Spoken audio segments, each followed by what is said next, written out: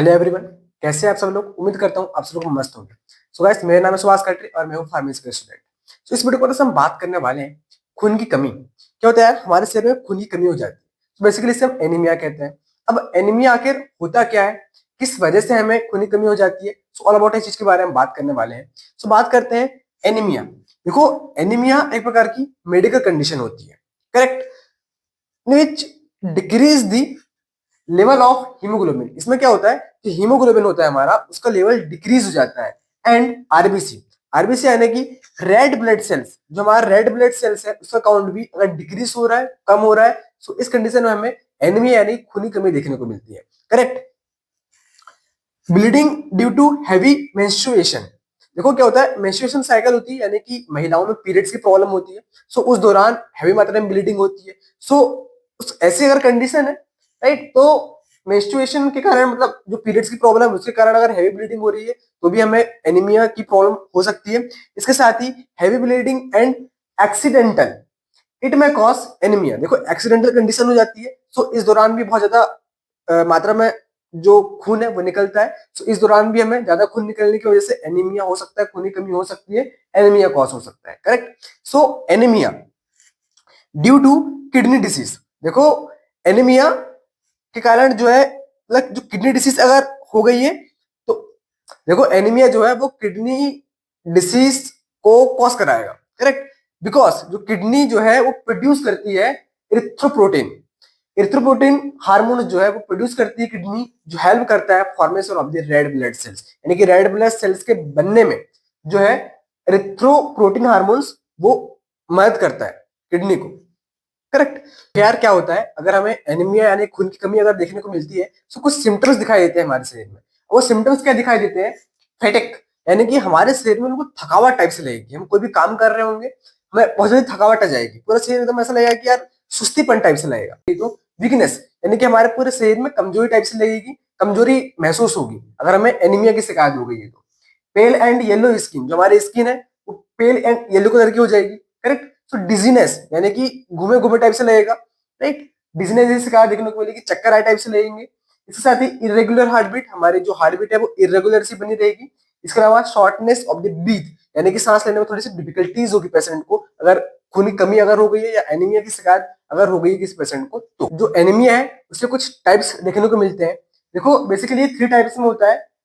नॉर्मोसाइट normocytic anaemia होता है, macrocytic anaemia होता है और माइक्रोसाइटिक एनीमिया होता है। तो जो नॉर्मोसाइटिक एनीमिया है, आखिर वो नॉर्मोसाइटिक एनीमिया क्या होता है, जो सेल्स होते हैं हैज नॉर्मल साइज में होते हैं, but reduce the number of RBC, यानी कि रिड्यूस होता है। मतलब जो नॉर्मोसाइटिक एनीमिया है इसमें क्या होगा, जो सेल साइज जो है, करेक्ट, जो नॉर्मोसाइटिक एनीमिया है उसमें जो सेल जो है नॉर्मल साइज में रहेगा, बट जो डिक्रीज होगा level of red blood sales and haemoglobin, right. मतलब रेड ब्लड सेल जो है वो डिक्रीज होगा और हीमोग्लोबिन भी डिक्रीज होगा, करेक्ट, इसमें नॉर्मोसाइटिक एनीमिया में।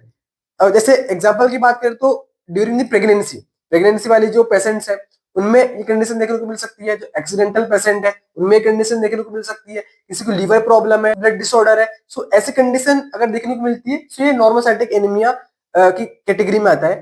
तो मैक्रोसाइटिक एनीमिया, अभी मैक्रोसाइटिक एनीमिया क्या होता है, increase the size of the cells but reduce the number of RBC, यानी कि रिड्यूस होते हैं रेड ब्लड सेल्स, करेक्ट। मतलब इंक्रीज होता है सेल साइज बट रिड्यूस होता है रेड ब्लड सेल्स, करेक्ट। इस एग्जांपल की बात करूं मैं, मेगालाब्लास्टिक एनीमिया है इसके एग्जांपल। सो माइक्रोलाइटिक एनीमिया क्या होता है, इसमें क्या होता है, decrease the size of RBC यानी रेड ब्लड सेल्स का साइज जो डिक्रीज होता है और decrease the number of red blood sales, यानी कि रेड ब्लड सेल्स का जो नंबर है वो भी डिक्रीज होता है। देखो, इसके एग्जांपल की बात करें तो आयरन डेफिशिएंसी होती है किसी पेशेंट को, या आयरन डेफिशिएंसी एनीमिया होता है। सो इसका एग्जांपल है माइक्रोसाइटिक एनीमिया का आयरन डेफिशिएंसी एनीमिया।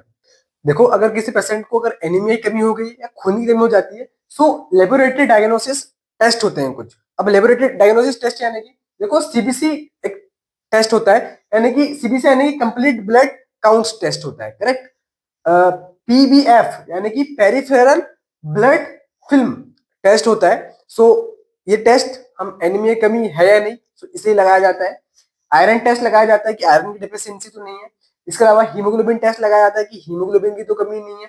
इसके अलावा विटामिन बी 12 टेस्ट भी लगाया जाता है कि हमारे शरीर में अगर विटामिन मतलब B12 की कमी तो नहीं हो गई है। इसके अलावा फॉलिक एसिड लेवल टेस्ट भी लगाया जाता है। सो ये टेस्ट है जो लगाए जाते हैं लेबोरेटरी में डायग्नोसिस को चेक करने के लिए, एनीमिया है या नहीं, ये कंफर्म करने के लिए ये सारे टेस्ट लगाए जाते हैं।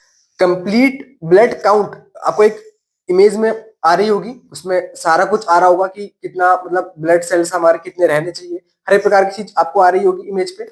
सो ये देख करके हम जान सकते हैं कि भाई खून की कमी तो नहीं है, राइट। सो कुछ रिपोर्ट आपको आ रही होगी इमेज पे।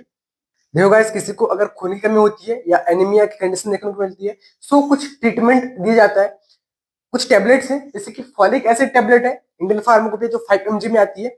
बेसिकली ये इंग्रेडिएंट नेम है यानी कि मॉलिक्यूल्स नेम है। क्या देखो गाइस, मार्केट में ब्रांड्स नेम चलते हैं।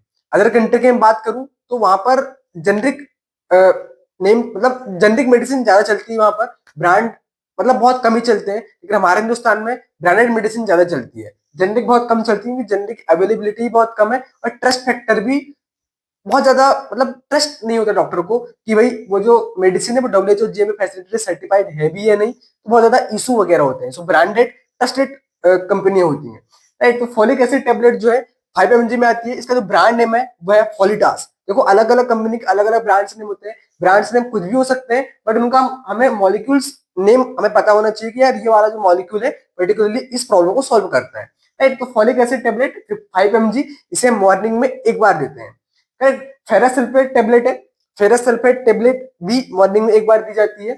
फेरस ग्लूकोनेट टेबलेट है, USP 324 mg में आती है।